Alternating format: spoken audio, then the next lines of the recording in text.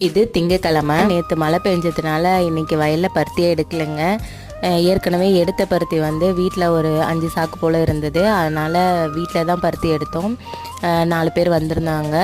பஞ்செலாம் இன்றைக்கி உருவலை. வீட்டில் மட்டும் எடுத்த பருத்தியே எடுத்தாச்சுங்க. அதெல்லாம் கொண்டு வந்து கொட்டிகிட்டு இருந்தேன். இந்த டைமு அட்டியே பருத்தி பிடிக்கலைங்க. வருஷம் பருத்தி வந்து எப்பயும் ஃபுல்லாக ஓரளவுக்கு எடுத்துகிட்டு அதுக்கப்புறம் ஆடி 18க்கு மேலே கொஞ்சம் விலை ஏறும். அந்த டைமில் தான் போடுவோம்.